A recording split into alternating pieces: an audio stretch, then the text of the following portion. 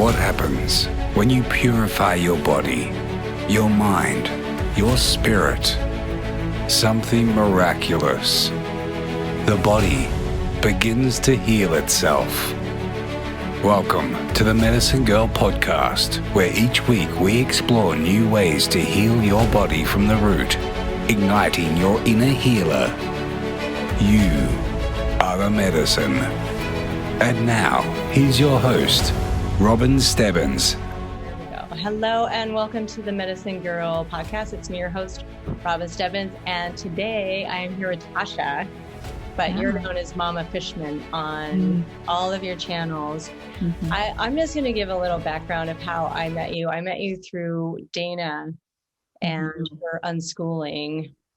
I was so struck when you said, it's you, and I'll paraphrase, but you said something to the effect of, it's really shocking to wake up on a slave planet and realize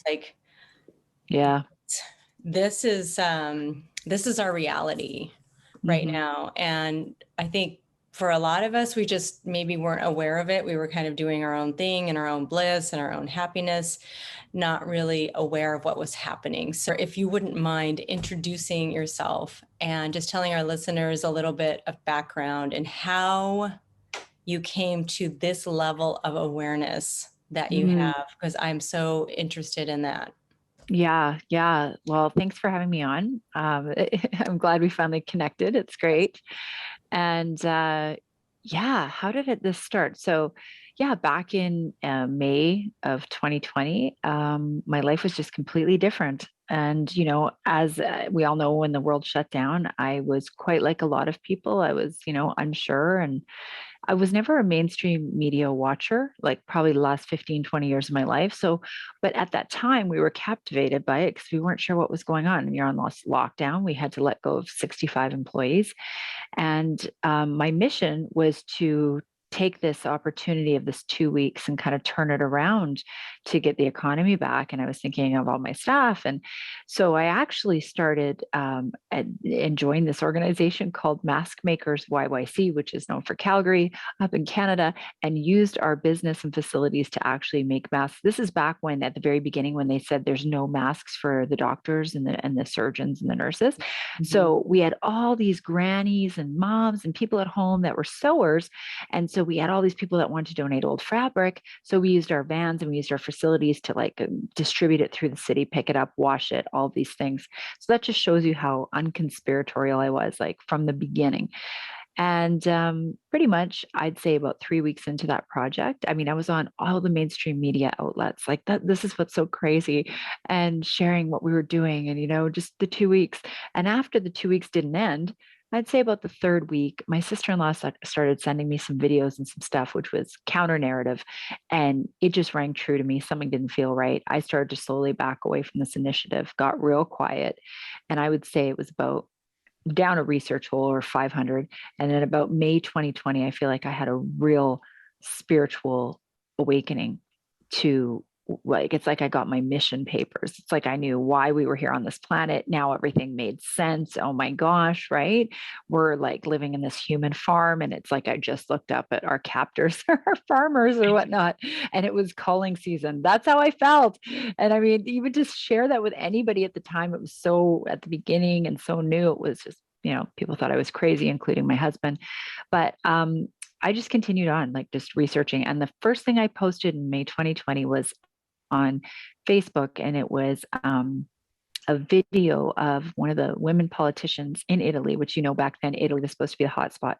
And she was calling out Monsanto and Bill Gates for crimes against humanity and big pharma.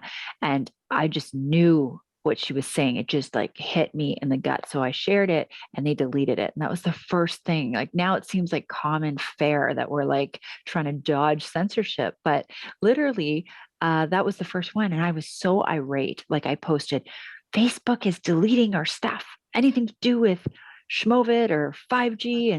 And I just got attacked. I just couldn't believe the vitriol and the hate from people I'd known, coaches and my kids' football teams. And people are just so angry for me even questioning anything. I started questioning and looking down at Bill Gates' history. I'd post a few things. I'd have neighbors just sending me things that was written by a pharmaceutical rep saying about all the billions of dollars that he's done to save the world. He's such a good guy. You're such an idiot, right? I mean, it just went on and on. So, that was a real stinger, but I just couldn't stop. So I just decided I was going to be really vocal, and I was just going to put myself out there and let the chips fall where they may. And they fell really hard because, I have a family business that I was running with my husband, and people were writing stories about me. And his business coach came and approached him and said, you need to ask your wife to stop. And so I said, give me a couple days to think about it. And then I was like, no, I can't. You know what? I'm a Jewish mother first. And when I see danger and when I see a freight train that's on fire coming towards our village, I'm going to scream and yell until somebody hears me. So I did say that I would go private for a bit on my Instagram, but not on the Facebook, which is also connected to the business. So I was like, eh. But anyway, so I kept going on and I kept going down more and more rabbit holes, coming back up for air. And just, dark nights of the soul, lots of tears, putting the kids to bed and crying in the shower at night. It's like just crazy stuff. And luckily there was a few people who were on that ride with me, and people, I got invited to a couple kind of secret groups, background Instagram groups that we could like share stuff, in unison, and like mad people, and feel that you weren't totally crazy. Right. But the minute I went offline and went out into the world, I felt like, oh my gosh, like I'm the only one. This is crazy. It still sometimes feels like that today, although I've found more and more. But so, I, was telling everybody the minute the mask mandates came on that, my kids were exempt, I was exempt, we're having none of that. And, I was kicked out of like my favorite health food store that I'd been supporting for 10 years, and having altercations with people that grocery stores, mostly other people's anger, me trying to stay calm with my children, but still holding my ground. So it was just a roller coaster ride. Even with my husband, he was like, you need to get off that stuff. And, now 2.5 years later, he's like, well, okay, well, if I'm a betting man, I might want to bet on my wife. I keep telling him he should. And not because we have some Kristen Paul. It's just because we took the time to look and research, right? That's all it is. It really is all there in plain sight. But I think that's just to interject a quick point to that is, you weren't listening to mainstream media. And I think there's a different sect of the population that I get my information from reading, from what I observe with my eyes, my ears, my intuition, my gut. And, from the jump, it didn't feel right. It didn't feel right. And with the mask, I'm a registered nurse. I do hospice. And I said, I just raised my hand in March 2020. And I said, you guys, I just want to make the point that masks will absolutely not work. They're just going to hurt you. And I thought they were going to come and kill me. If they knew where I lived. Yeah. They would have burned my house down and put me on a stake. Right. Yeah. 100%. I was shocked. It is shocking because you're like, where did all that hate come from? You're just living this normal life thinking you were doing you and they were doing them. And then you're like, what? And then it's not until, you really understand later on, mass formation psychosis, and you understand the mind control and the hacking of the subconscious and what they do with this bioweapon, the TV, what they've been doing to us for our whole life. And then it's like, oh, and that the term conspiracy theorist is actually like an embedded term that like triggers people into states of anger and rage. Like, I mean, it's fascinating. Yeah, I don't know how many times I've been called a conspiracy theorist or it's all lumped together. And I realize they're not talking to me and I'm not talking to them. They are programmed. Yes. And it's like almost like their eyes glaze over. And they're just repeating the narrative that they've heard. Yeah, 100%. So just throw us away. We're conspiracy theorists. Don't listen to what they have to say. And if you keep pressing, then it's going to turn angry and violent.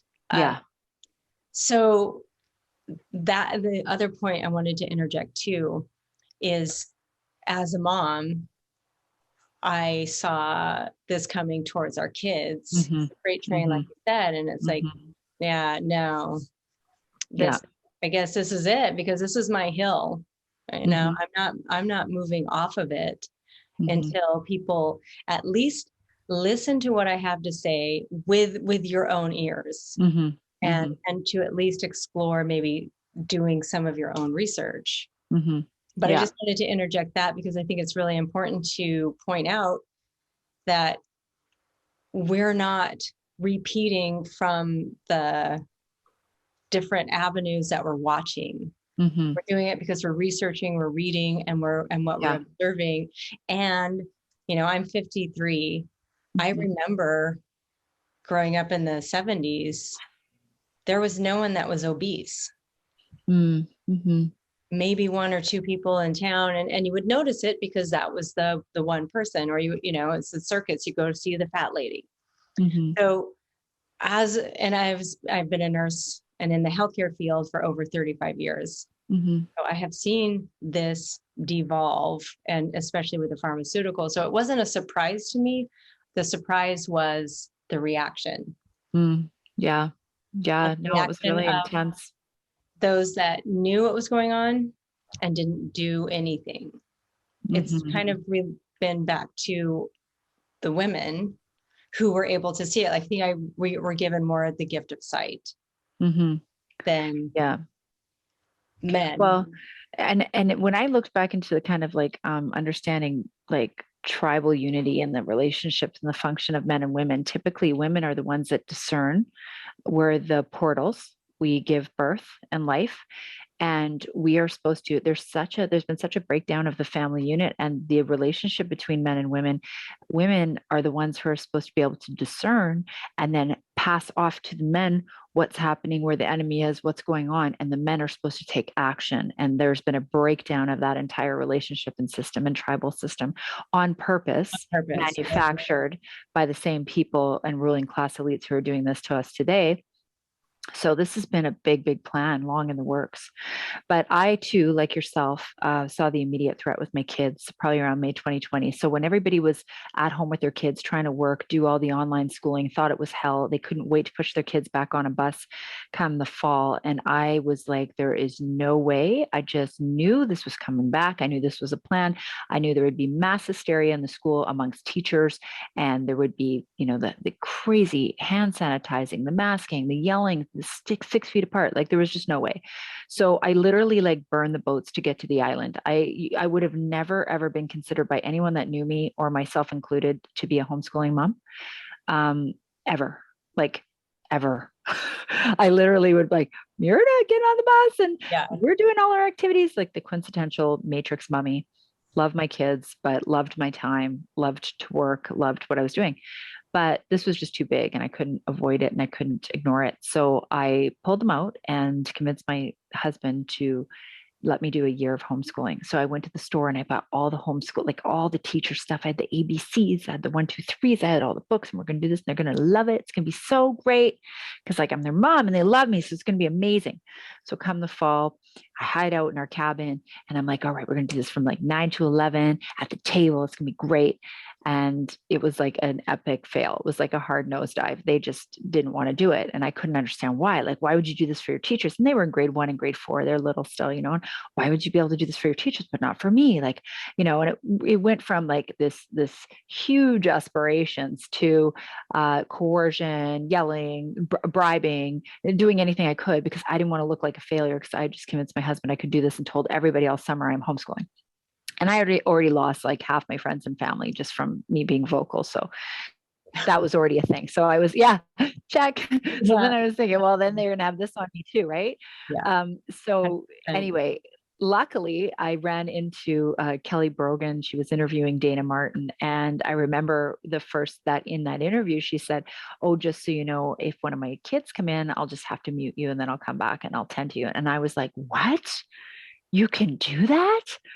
I want more. What? And I mean, for months when I was trying to work at home and have them all, I was like, shh, hold on, you know, this, and leaving notes and foods in the fridge and, you know, like all these things, the stress of it all.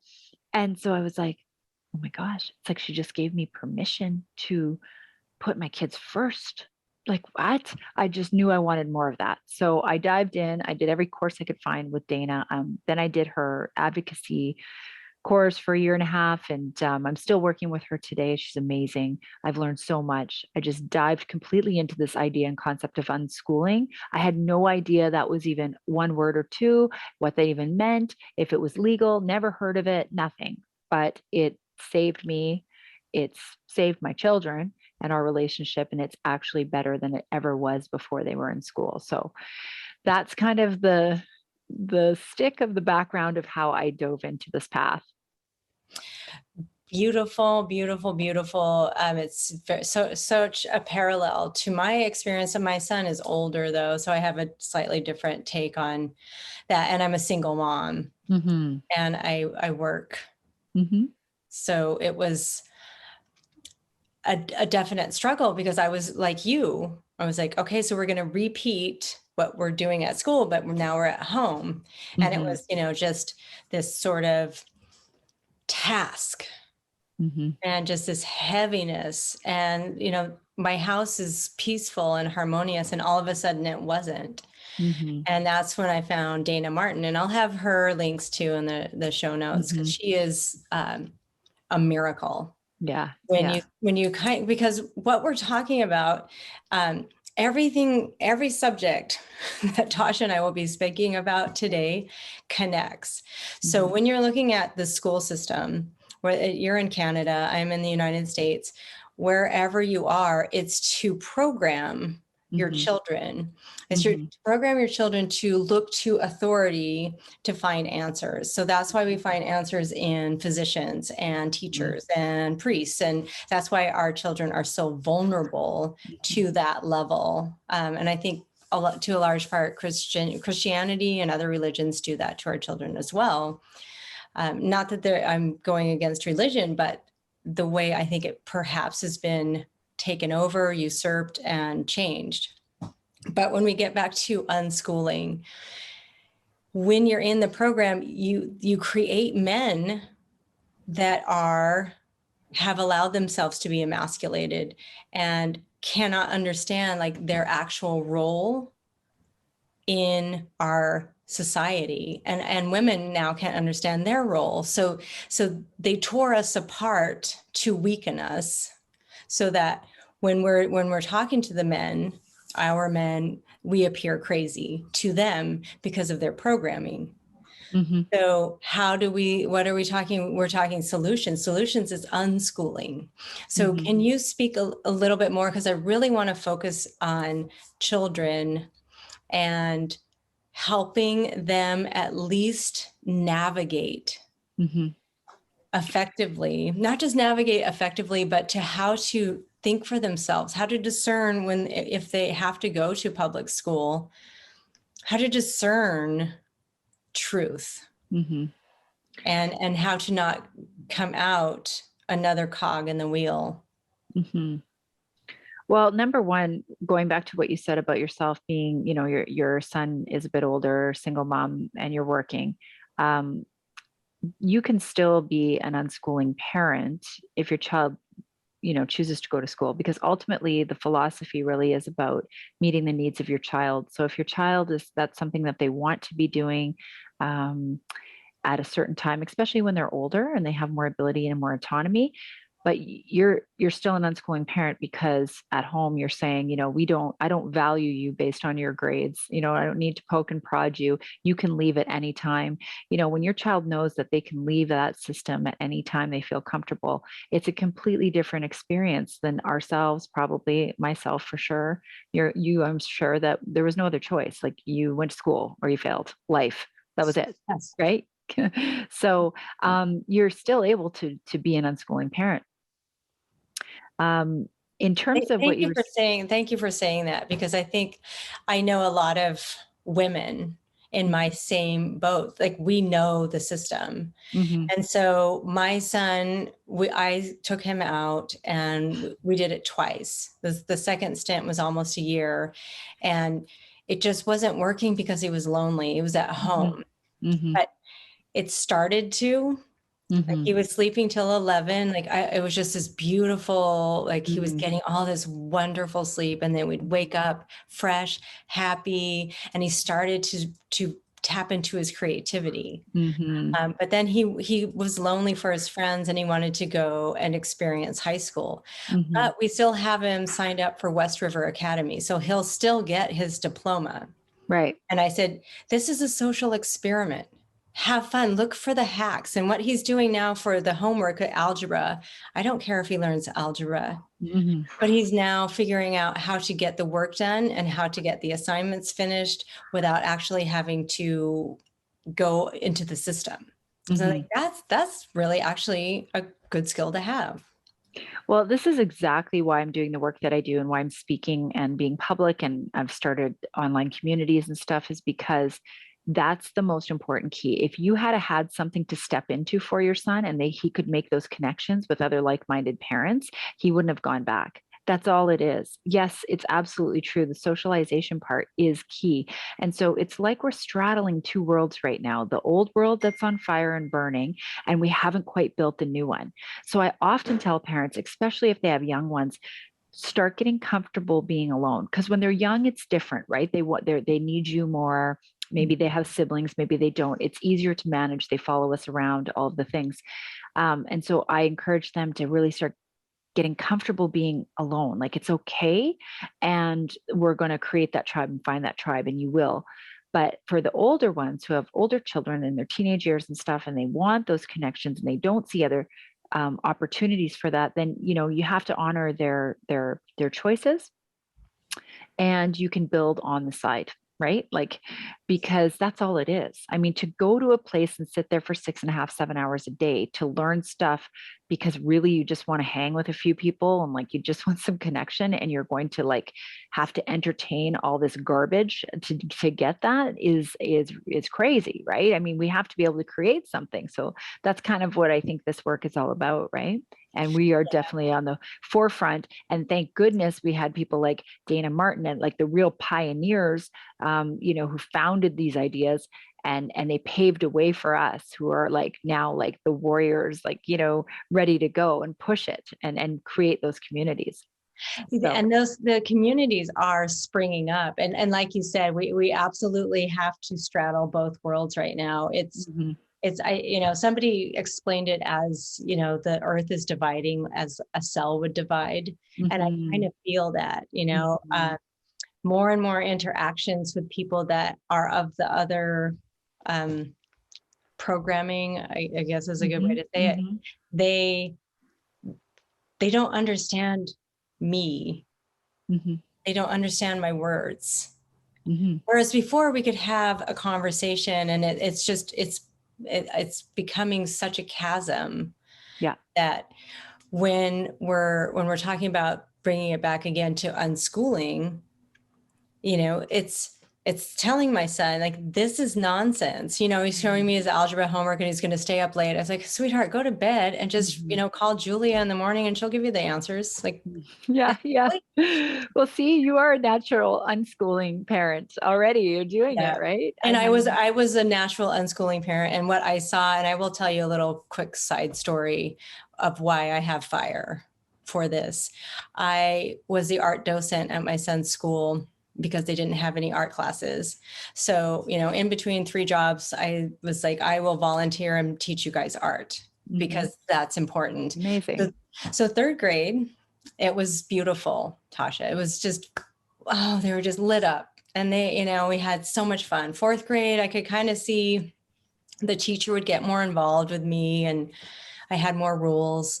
And then 5th grade, I saw with my own 2 eyes, the teacher killing spirits. We were going to do planets, paint some planets, but I wanted people to just have fun with it and make their own solar system. Like, what would your solar system look like? Right. So as I presented it, people were getting excited. And then the teacher put up a picture of the solar system as she believes it is. And they were to copy that. And anything aside from that was wrong. There was one guy, I called him Shark Planet, but he wanted a shark moon around his planet. And she said, no, you can't do that. Another person wanted to put glitter, and no, you can't do that. One kid just literally threw his art supplies off his desk and put his head down and gave up. And so that, to me, like, you can't abuse a child, you'll go to jail, but you can kill their spirit. That's not okay. And so this is what I see then. Oh, so these are the kids that are losing their spirits and they're being programmed. That's not their fault. So then we fast forward to the right now, and the people that we're interacting with that are deeply asleep, deeply programmed, they were the ones that no one cared about. They were the ones that fell through the cracks. And again, I mean, a lot of it is choice too. Well, I mean, we've all been programmed in that sense. Like, if you think about how kids are super excited, you know, in kindergarten, grade 1 and 2 to go to school, they are. You fast forward 5 or 8 years and they're not. And they are under a huge amount of stress to produce and perform.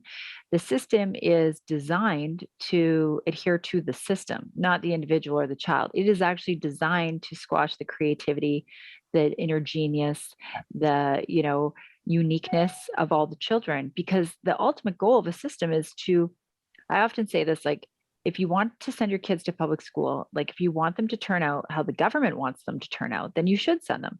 If you want them to turn out like you want them to turn out, maybe you'd like to keep them home or find some other opportunity, because that's really it. It's like a molding. They're molding. They want subservient, obedient, order takers, followers, the whole concept of authority outside of yourself. To don't talk to your partner or the person beside you. Look at the authority figure. They tell them, they force feed them everything, not only what to learn, but when to go to the washroom, and they have to ask, and when they're going to play, and when they're going to eat, and when they're going to drink, and you know, of course, we're all coming out of these systems not knowing what right or wrong is, not knowing what discernment is, losing our sense, our inner compass, because since, you know, we were 3, we've been taught not to.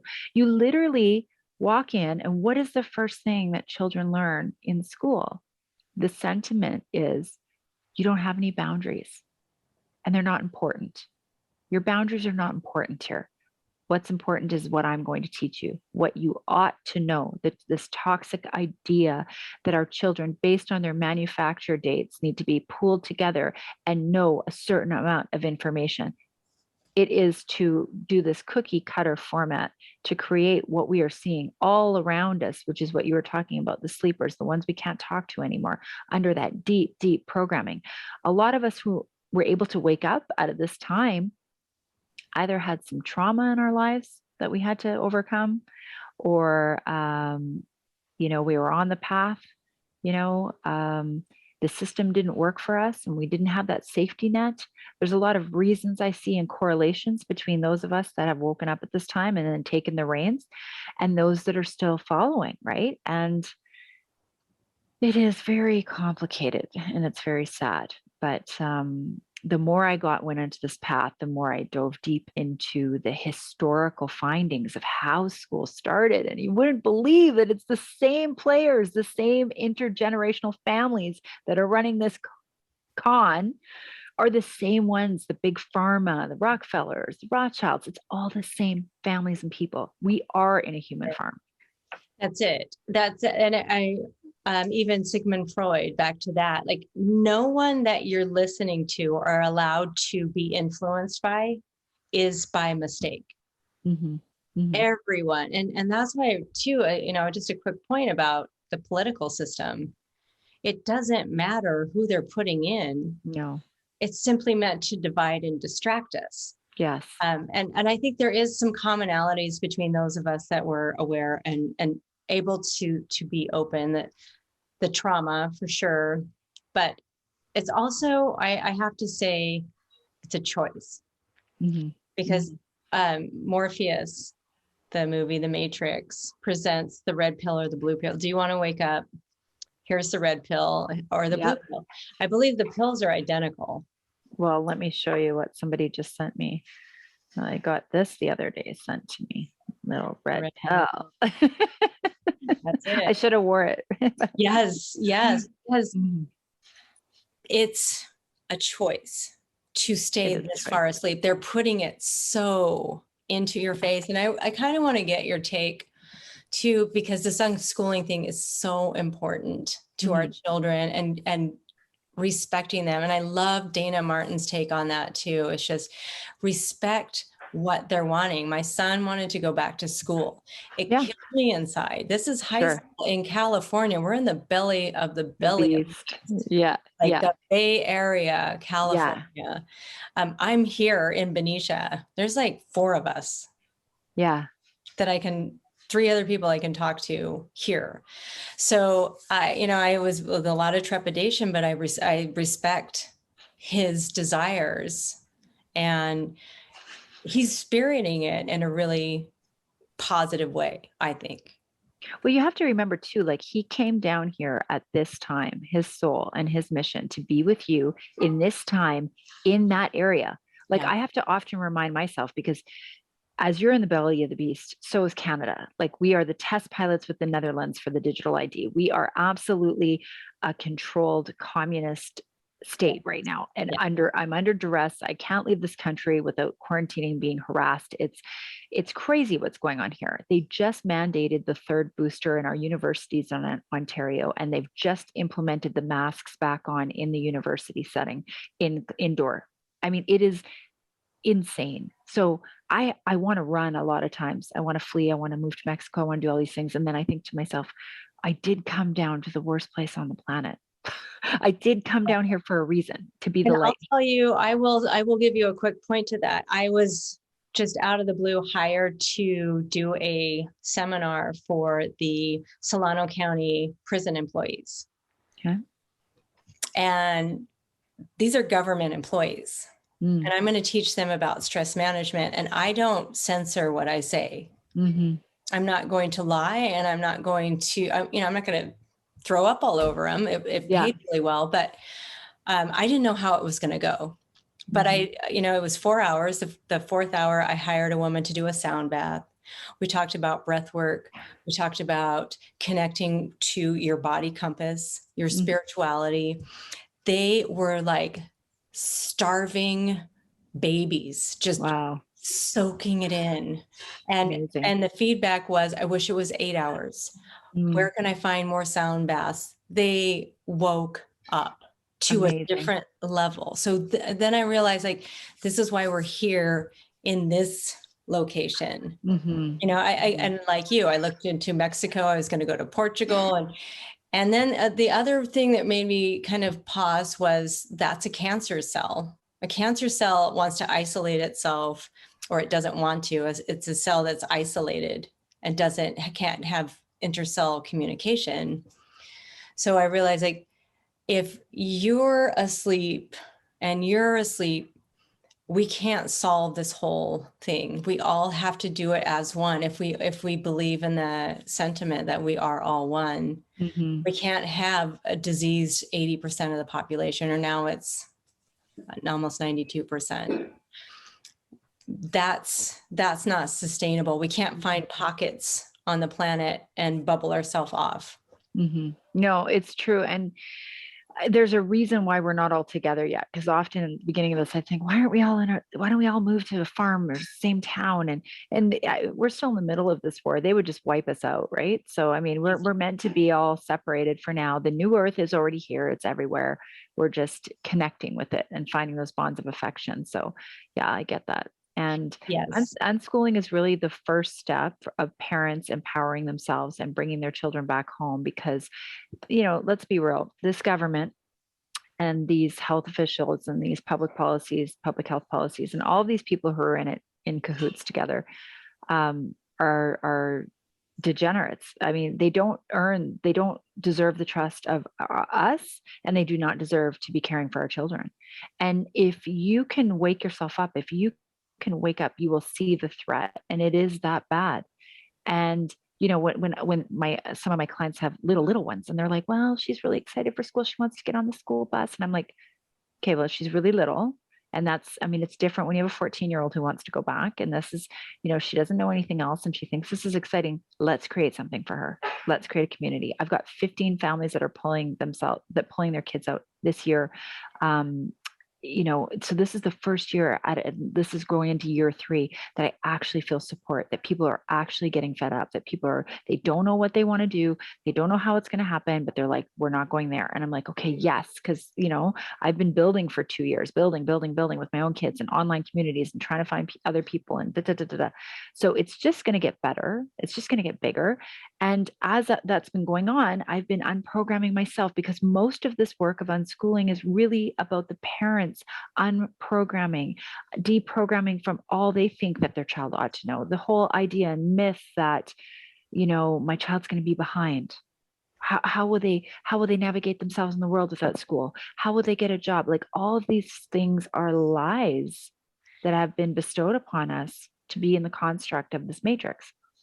And feed it. That's 100% accurate. And to every, and it is like, I had to deal nonstop with my panic and my worry, because it's so ingrained in us. Mm-hmm. What are you doing all day? And his friends would ask him that. They're like, admit it, Wes, you're not doing anything all day until you meet us after school. So it was the peer pressure too. And I felt bad for him. And so it was just, it's a lot to put on your shoulders, mm-hmm.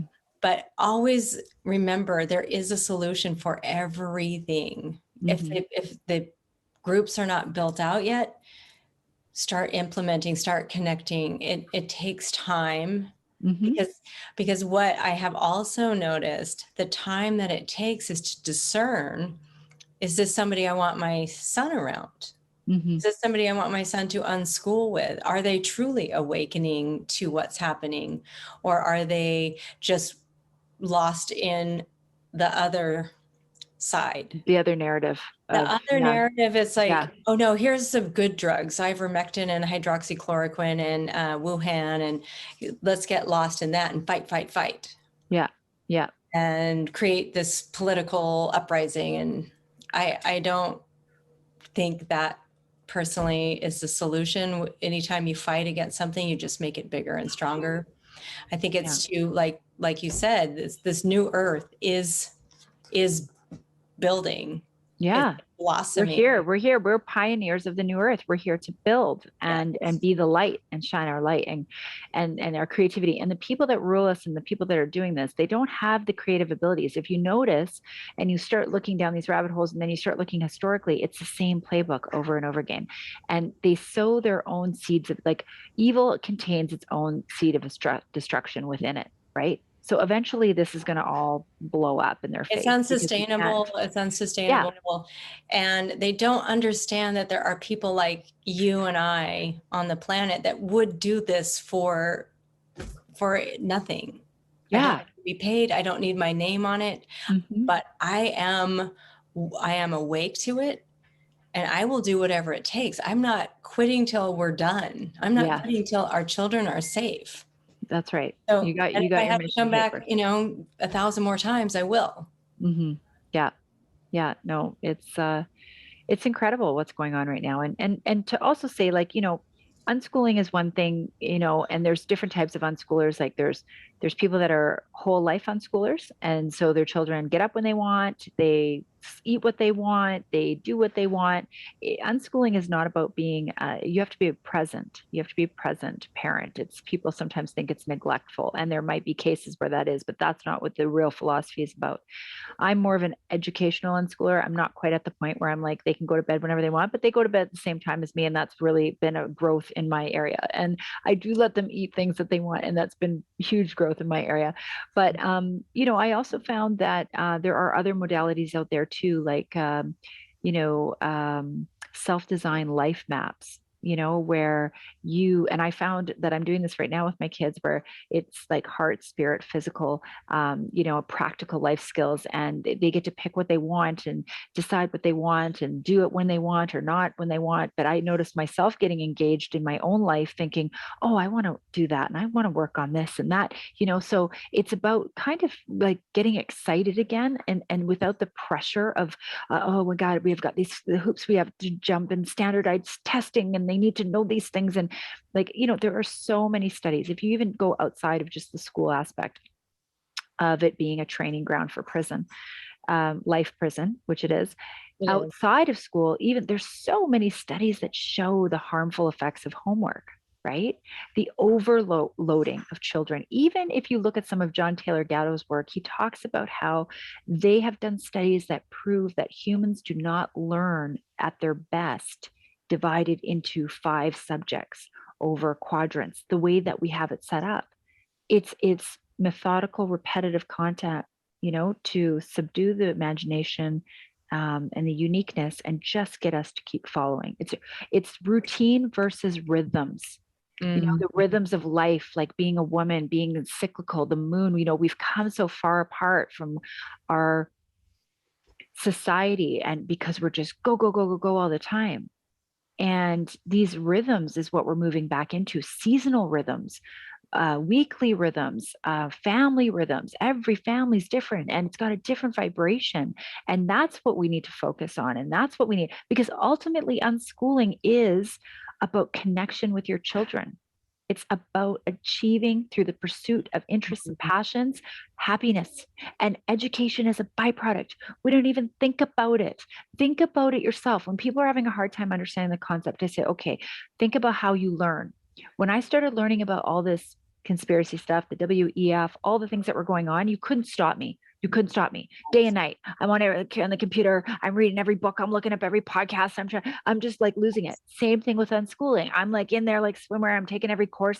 Now, if you gave me a big book of mechanics and you said, I want you to work on this car and you need to know this by this time, and I'm going to test you on that, and I'm going to do this, it would be like, nails on a chalkboard.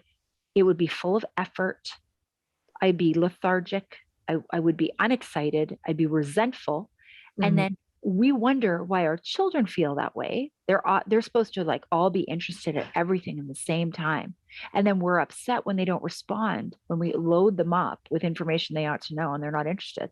And then we say there's something wrong with them. Oh, and then maybe we should medicate them because they can't sit still. And they can't. Yes. Oh, they have oppositional defiance disorder. And you know what's so crazy is in my 20s, while I was going to university, I was a social worker with families who had children with dual diagnosis, developmental disabilities. I've seen the worst of the worst. I know every coding. I know every code. I worked in the school system too. And I was trained, I was in the matrix, how to teach parents to use behavioral strategies, which is just another way of manipulating to get what you want as a parent, which I find a lot of these program parenting things are out there. It's really just about using technology to, you can play your thing. You can have your screen time if you do this, and this. Like, it's all teaching them how to manipulate, how to control, how to get what you want, how to coerce. It's ultimately the benefit of the parent, instead of teaching the unity, the harmony, the shalom in the home. How do we meet the needs not only of the parents, but the children? And are their voices just as strong as ours as parents or parent? Are we on the same playing field? It's moving from an authoritative paradigm to a partnering, like a partnership, remembering that they are just souls that came down into this little body at this time to be with us and to be in this world.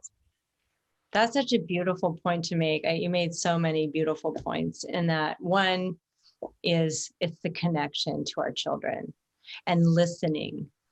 That my son is brilliant, but he's not seen as brilliant in school. And I thought in the school system, I thought I was dumb. I thought I was just barely going to make it in this world. I was so stupid because I didn't care about anything. Like you made the beautiful example about giving me that book on mechanics and saying, here's your test, you got to study it. I'd get up and probably vacuum and clean the house and then maybe come back and try and force. That's what we're trying to instill to the core in our children. Force them to eat this, force them to read this, force them. So that's what they're learning. They're learning how that's how life is. Put your head down and people are going to force you to do things that you don't want to do. And then it's the flow state. Like when you say shalom in the home, that harmony, it's peaceful. I have a good connection with my son. We're talking. When it isn't harmonious, it's not, you need to do this and that. It's like, where do we get out of balance? Where did we get out of balance? Listening to what he has to say, treating him as an equal. Yeah, absolutely. I'm still his mom. I'm still going to, clear the way so that I am making sure he's safe and keeping my left eye on everything, but respecting his sovereignty. Isn't that what we're all about as freedom people? Amen. Yeah, 100%. And so I often say to people, you want a better relationship with your children, work on yourself. You want a better relationship with your partner, work on yourself. You want a better business, work on yourself. This all goes back to the self. Like, we couldn't stop our children from learning if we tried. Honestly, you can observe them. They're always constantly learning. We just get in the way and think that we know better. And we're repeating exactly what happened to us. You're exactly right when you say, they're being forced. And then we go out in the world and look at everybody who's rolled over and accepted the government forcing us to do this on our own bodily autonomy. We have been lined up and prepped for this for decades. To be subservient and submissive. I have to just say this. I walked into my patient's home just before we're doing this podcast. And one of them is wearing a mask and the other one has the mask. And she's like, do we have to wear a mask? I'm like, I'm walking into your home. Yeah. And you're asking a stranger. Yeah. This is the first time I met them, what they need to do, if they need to restrict their breathing or not. Mm-hmm. When you really look at it at face value, it's gone beyond the realms of sanity. Mm-hmm. Like, I think, every different era has its disease states. I think our disease state is insanity. Mm-hmm. There's a woman, I don't know if you've seen this, who's 400 pounds and just came out on the news media and has gotten multiple interviews that she's anorexic. She believes she's anorexic? She was diagnosed with anorexia. Okay. So this is what I mean. It's like we're seeing with our eyes a woman who clearly has an eating disorder. Yes. Mm-hmm. Something's out of balance, 400 pounds. But to be just like, will you believe this? Now will you believe right. Now will you believe this? It's like inverted. And I've noticed an uptake of that with, Victoria's Secret, there's obviously the other extreme of the, unattainable body image that they want us to buy into.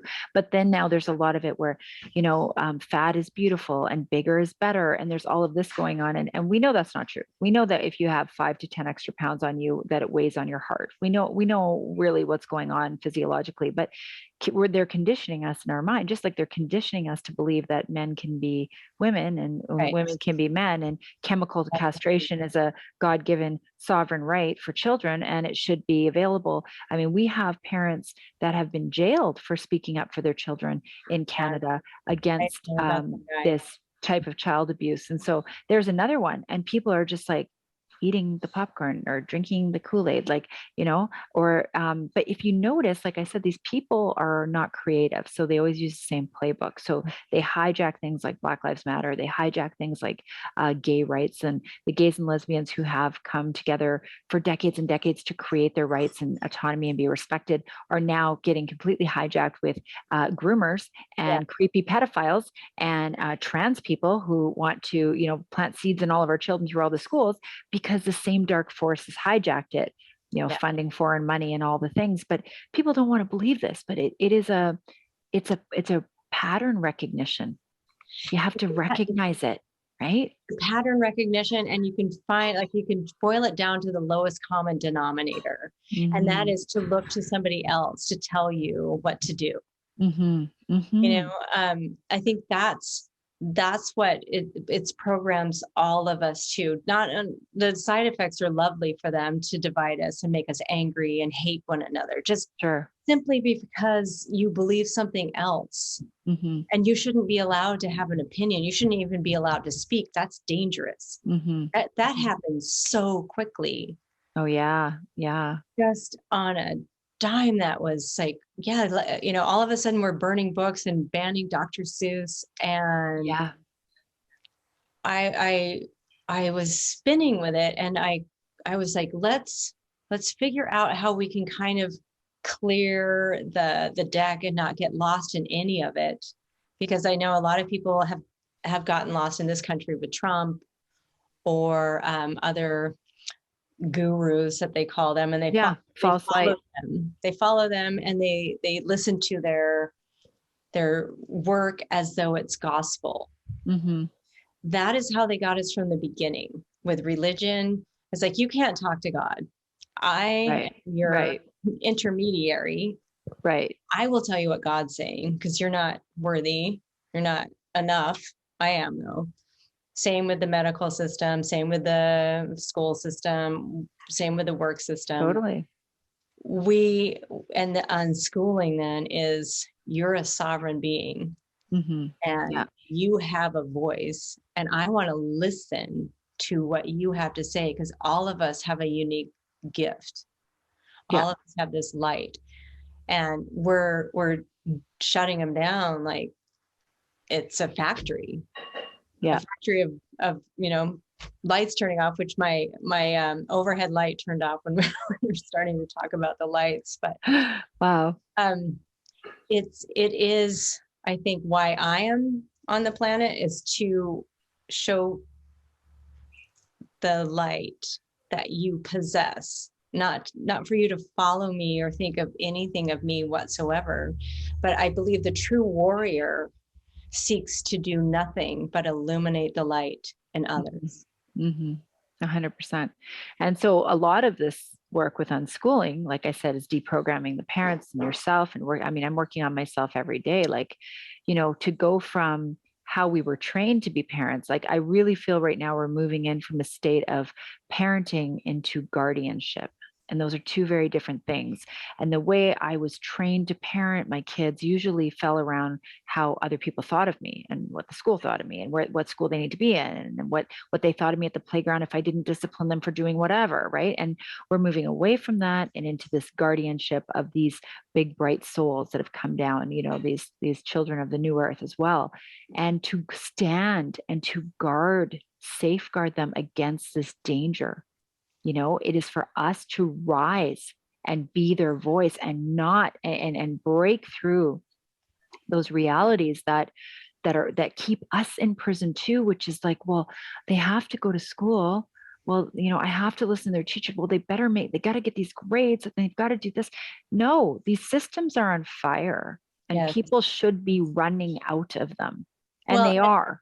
Thank you. And one other point, Robin Openshaw, Green Smoothie Girl, who I follow and friends with, and she's been blacklisted by one of her children. And she said all 4 of them have gone through this socialism, and they are all bought in. And she said if she could do it over again, she would have homeschooled from the beginning and not done the college thing, because the 4 years is programming them against you as the parent.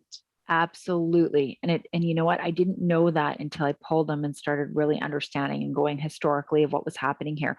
And you see it. Like, do you remember everybody always talks about like the teenage rebellious years, right? Yes. Well, every unschooling family I know, and I've met lots of them whose children are in their 20s now, and I've met unschooled people who are now like thriving and doing things, like a guy now who was he worked in a circus, and now he's doing neurology for children. Like, just his parents let him work in a circus, like amazing. But so basically, there's none of that, because control invites conflict, and more conflict invites rebellion. So you can completely eradicate those when you are meeting the needs of everyone in your family. Now, that doesn't mean that you give your kid everything they want and they're spoiled. On the contrary, it means to be present and hear what their needs are, and be looking at them as a partnership. Like, I am here to help you unfold who you were meant to be and your path. Like, I also have my path, and we're all together in harmony in this home, and we're going to do this together. And realizing when he wants to play longer, and I have this, oh my God, he's on technology too much. Oh my gosh, he's on that, no, just, oh, okay, how long do you need? Because I want to go for a walk. Do you want to come with me for a walk? Like these small little things, they're huge strides actually in the shift of the paradigm. So I'm not making light of them, but one of the number one things that people struggle with is technology. But but if somebody came right now and shut my screen down and said, that's too much screen time, Tasha, you need to get off that, I'd be furious. I'd be irate. But we don't give the same respect to our children. We don't even know what they're playing. The number one thing that I get parents to do when they're struggling with technology is go play with your kids. Go get an account. Go play Roblox. Go play Minecraft. Go find out who they're talking to. Like actually go play and go see what it is that they're learning, because you only know one side of it. And if you're going to make an informed decision, informed consent about everything means you know all of the information. So don't just take the rhetoric like, oh my gosh, technology is bad. They also came at this time, this technology, this society, right? Yes. That's just one aspect. Of course, we need to be in nature. Of course, we need to do all these things. But you think about the things that trigger you the most. Oh my God, they're going to eat. Like I give my kids, Dayna did this, passed this along to me. So when I go to the grocery store, once a month, they get like $15 each and they can buy whatever they want. And because I was such a natural foodie, it was really struggled for me. Right. And so, they come with the Tim Hortons birthday cake cereal, extra loaded with sprinkles, and the, Nestle quick chocolate milk with the bunny. And I'm like, right, okay, and then they go and they try it and they eat it. So how, when but they didn't want it again. They never asked for it again. I'm not saying that they don't ask for sugar and sweets, but they never, after they tried it. So what happens when somebody takes something away from you, or you think you can't have something? What happens? You want it even more. And it becomes an obsession. Yes. To get that one thing that you can't have. That's right. So you created an entity that didn't need to be created. And you're absolutely right. It's like, my son doesn't engage in the other behaviors. Like he doesn't vape, he doesn't smoke pot, he doesn't drink. But I said, you're welcome to, if you want to smoke marijuana, you can have it. If you want to drink beer, I will go and get you a beer. Mm-hmm. He hasn't ever asked. Because he knows he can. Because he knows he can. Yeah. It's that mentality of you have the option. Mm-hmm. And people will say, they'll say, well, if you do that, you're opening a gateway. Or if you should show them as much education as possible about the thing. That's true, but sometimes they don't want to hear it. They don't want to hear it. And so what do you do in that case?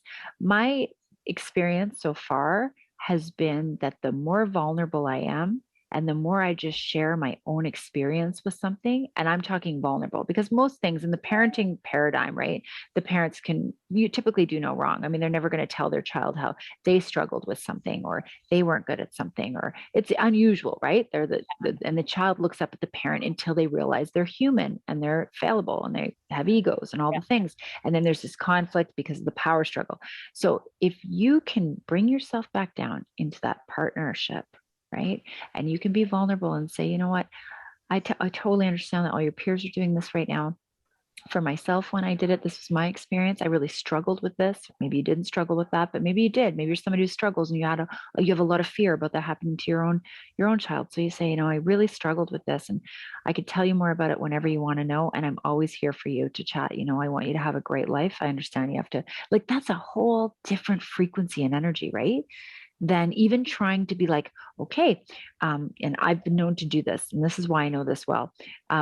Let's have documentary day, and we're going to watch every documentary about whatever it is I'm trying to keep them from. They can feel that. They can feel when they're being kind of, manipulated a bit to get on my angle. And so I'm noticing more and more that that's not a work. It's authenticity, right? And sharing our experience. And I'm going to be respectful of your time, but that authenticity, when we can boil it down, it's not complicated. Mm-hmm. It's just treat your children the way you want to be treated. It's not a formula. Mm-hmm. I have a good relationship with my son because I put the time in, and I love him to death, and I'm truly interested, but I'll spend 2 hours hanging out with him in the morning in his bed while he's talking. When he's talking, I will be there. If I have to miss work, I have to miss work. Yeah, that's amazing. like he's opening up and the floodgates are flowing, and that it's like, let's get into a flow state. Yeah. Yeah. A flow So, state. That's beautiful. and what did I scribble down? The skin in the game. When you connect with your children to that level and they know that you have their back, Mm-hmm. Mm-hmm. and they know that you are truly interested and truly engaged with them, they have skin in the game with you. Mm-hmm. They can then come back at you. And I think that's why there's not that conflict with the teenage years, because Yeah. it's like they've been forced for so long, and now they're finally developing their autonomy. Yeah. Meaning like they have the same dendrite growth of the dendrites in their brain as when they're infants. So Mm-hmm. that's why they need so much sleep. But they're developing into the boy's becoming a man, the girl's becoming a woman, and you get to stand back and allow that to happen, keep them safe, keep them open, but they then have that connection to you. So instead of being like, these are the rules under my roof, right? It's like, wow, they're talking back to me, not talking back disrespectfully, but they're questioning what I'm saying and my beliefs. You actually want your children to go find out for themselves. Like, don't trust me. Like, and I catch myself all the time. Well, that's not good for you. Or if you say you eat too much of that, you'll be sick. Well, what happens if they're not sick? Then they're not going to believe you anymore. Encourage your children to go find out for themselves, to go research for themselves, not to trust your opinion. That is completely inverted from what we've been told. My rules, my house, do as I say, not as I do. I'm right because I said so, and the whole authoritative paradigm, right? So I just realized like that's exactly what the government's doing to us. Exactly. Yes. And so on on a podcast I was on with Kid Carson, I was talking about that, how I was sitting here at the beginning fighting the government, feeling like a child, couldn't believe they were treating this way. And as I was unschooling, I started to see where I was doing that in my own home. So as I started to expand, as I started to deprogram and let go, and there's more harmony in my home, I'm also disconnecting and turning away from that authoritative paradigm with my own government. So that on a macro level, this is happening. And what we have to do is take that. Okay, I see that. Where is that in me? Yeah. Right? Like all things, yes. all things that we see is that somewhere in you're us. Pointing at that entity that you're disliking, you've got those three pointed at you, and that's the growth. That's treasure. Yeah. When your kids 100%. question you and you're triggered, Yeah. I'll tell my son all the time, sweetheart, I'm really triggered. You don't want to hear anything coming out of my mouth. I gotta go run, take a walk. That's like so my programming's coming up. Like this is gonna be pretty. Or doing like, okay, well, I'm gonna take your phone then. Yeah. Oh, that's like lockdown. Oh yeah. A lockdown or right? doing something that's against his will. So then we are becoming more of the problem, like almost to an nth degree, a concentrated degree, because we are creating the next generation that's coming in to take over the new earth. So our task is sacred. It is sacred. And that's why I say that going from parents into guardianship, and there's no need to parent like we thought or we were trained to anymore with these children. Like, to take away the phone, that was one of the biggest lessons I learned about. I used to be the mom that used, like, because I thought that was what you did. You took their iPads away when they weren't doing something, and you gave it to them and rewarded them when they were doing something good that you wanted them to do. Yeah. And so once I stopped using technology as a means to control them, our relationship shifted, because all of a sudden they came from a pure place when they wanted to come outside or do something with me and engage. And they started trusting that it wasn't going to be taken away. So it didn't modify their behavior, because when you want to modify somebody's behavior one way, you can do it as a parent. Sure. The government can do it. They can make me wear a mask if I'm in a hospital and I need help because my kid's arm's broken. But everywhere else, I'm going to do this. Like, they can do that. But where else are they modifying my behavior? I've become part of the biggest freedom movements and the trucker convoy. Like, they will create rebellion. So that you have to think, like, what am I doing at home? Is it that important that I say no to this right now? Like, challenge yourself in that. What am I saying no to? Why can't I say yes? Where am I stuck? And will this create more? If I win this right now and I push this right now, where's it going to fall apart behind the scenes? And that's such a beautiful way to look at it, because we don't want to recreate the problem. And so not only is this a sacred dance between us and our children and raising children, but it's also unprogramming ourselves so we're not recreating. And I think a lot of us came here, I know I did, to stop millennial patterns. This hasn't been going on for 1,000 years or two. It's like, it is millennia.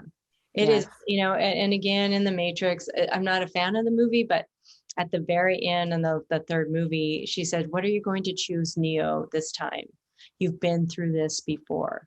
And he looked in a mirror, and when you can see onto infinity of yourself. And I feel like that's where we are we are finally at this crossroads where so many of us had come in to say, the buck stops here. We're not repeating this any longer. The suffering is going to stop.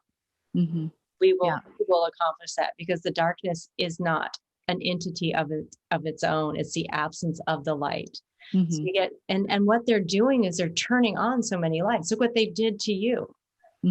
Yeah, exactly. Turn on like megawatt light. They didn't realize that. No, they didn't anticipate that at all, did they? No. And all of us, like, it's like little light bulbs going off all over the world. Ding, ding, ding, ding, ding, ding, ding, And I think that somewhere, I feel like, you ever see those AT&T commercials in the States, all those lights, like, or what was that game called that we used to put? Bright Light. Remember Bright Light? Oh, Bright Lights. I love that when I was a kid. Oh, the 80s. I love it. Yes. Well, I had like 15 more questions, but I will respect your time. I want to just say from my heart, I am so inspired by you and your bravery and your just willingness to say what you want to say, despite the repercussions, because they are serious right now. And those of us that are standing in our truth, and you standing in that level of bravery is awe-inspiring. And I know what you're doing is waking up so many people, because your voice is clear. So your voice is so needed on this planet. You're so well-spoken. Thank you. And everything that you say is from the heart. And when people hear you speaking from the heart, it's a different intonation, and they listen. So thank you for doing the work that you do. Thank you for being on the planet at the same time I am. Yeah. Do you have any work that you do? Things, any parting word about parents that are struggling right now? And maybe they're overwhelmed, and maybe they've been in the school system the whole time. Like, what's one thing that they could do today? Well, the first thing I would want to part with is to reassure parents that regardless of what they think of themselves as parents, they have been a natural unschooling parent since birth. From the day that you brought this child into the planet until the day that you gave them to an institution to do things that they told you that you didn't have the capacity to do. You did all of that. You taught them to eat. You taught them to go to the potty. You taught them how to sleep. You taught them to be loved. You nurtured. You played. And that is what this is. It's an extenuation, a continuum of that God-given blessing that we've had to bring these children in and guide them. It was cut off by an external force. And you can take that back. You are actually the best person to do this work. You are the person to do this work, and do not doubt yourself in that. That is one thing I would say. And the second thing is take a deep breath. It all doesn't have to be done in a day. And you will find your tribe. You just have to give it some time. And if you can look at it like a vacation or a year long, give yourself a year long of Saturdays where every day is like a Saturday. And I'm telling you, you have to give yourself time to see your children thrive in this. Like you said earlier, like, I love that my kids wake up when their body tells them to. I love that. I used to get them up at 6:45, be trying to race them to get their stuff on. You got the lunch bag. I got 2 of them. Oh my God, we have snow up here. I got to find mitts and snow pants and trying to get them on the bus. And like, I'd be by the, and that's how they would start their day. That's how they would start their day. And it's a perfect way to brainwash, because you've got zombies sleep-deprived Totally. zombies. Sleep deprived. Yeah. Exactly. And then, and then you send them off and you give away the best hours of the day and the best days of the week and the best years of their life to somebody else. And that's what I was doing. And I'm so grateful for this whole con that's been going on. Yes. That was the catalyst that woke me up, and I was able to act and do what I did. And all of the beautiful people and four sisters and brothers who paved a way for us and wrote books and did things like Dayna did. Like, I'm so grateful. And in that gratitude, I am doing the same. That's all I'm doing. I'm just mirroring. I always say there are no teachings on this path. This just rememberings. That's all it is. Yes. Right? It's remembering. I'm triggering in you, remembering who you are, what you are called for, and where you stand as a parent to your child. So, one thing you can do today is take a breath. I love that. I mean, yourself whole and remembering like there's no answers that you need to seek outside. Yeah. Yeah. Just remember that you have the wisdom, you have the connection to your children. They have the connection to you. Slow down. Slow down. Yeah. Take a rest. It's just like, hey, it's a Monday, but today we're going to treat it like a Saturday. That's right. That's what every day feels like. What do you want to do today? What do you want to do today? Okay, well, mommy's got these things to do. Can we do this with this? It takes some time and it's trust and there's a faith that comes with it. But I'm telling you, the other thing is to find some mentorship. You can find an online community. I do them myself. You can also find coaches. You can start reading about it, but finding a group of like-minded, as you know, the power of the collective wisdom that comes when mothers come together, or just people, not just mothers, the men too. We need the men too. It's you learn from each other's challenges and each other's celebrations. It's a beautiful thing. And it's just that mutual respect. Once you start to foster that, it goes to everyone, even people that are deeply asleep and deeply programmed. I still have that level of respect. Like, you respect the ocean. I don't turn my back on the ocean. That's right. That's right. I respect the ocean, and I love the ocean. I'm a surfer and I do all sorts of things. But you have that level of respect, and I think that's how we solve this, Tasha. Mm-hmm. We don't fight, we don't condemn, we don't need apologies. It's just we have that deep understanding of respect for one another, and listen and take a breath. Take a breath. So thank you so much for your wisdom, for your kindness, for putting up with me and my. Oh no, I'm so happy we finally connected. Yes. It's and you're doing wonderful work down there. And you and I are in the craziest places on the planet. Who would have thought that California and Canada were going to be the belly of the beast? But who would have thought? But we signed up for this. We did, didn't we? We signed up for this. And I see why I'm here. There. We can do it, and it is connect, find those people to connect with. I don't know what I would have done without these core women that I met afterwards. After it's like, Mount St. Helens, people are gone like toothpicks, like trees just in the forest gone. But that's a gift. That's a huge gift. You get to know who is your true friend. Who's that? That one at the end of the day, then you can have authentic, truthful conversations with and evolve together as people. So that's how we find each other. That is. And it's the work that you're doing too, and taking the time to find people and share it, and the following you have, and using your platform and putting yourself out there. You've been doing it long before this is happening, which is amazing. Amazing. You were meant to do this. I was meant to do this. And I'm again learning more and more how to foster more and more respect, because I'm a fighter by nature and I'm feisty by nature, and that is not the energy right now. The true warrior is in the arena, throwing down the weapons, throwing off the shields and the armor, and bearing your heart. Yeah, vulnerability. Right? The vulnerability is the new weapon. And just putting mass destruction. Hand in heart now, like I'm like, what would love do? What would love do? And not fight, not say what I was programmed to say. Make it worse, but just what would love do. So take a breath in this moment. Thank you. Thank you. Thank you. Thank you. Yeah. Thanks for having me. I appreciate it.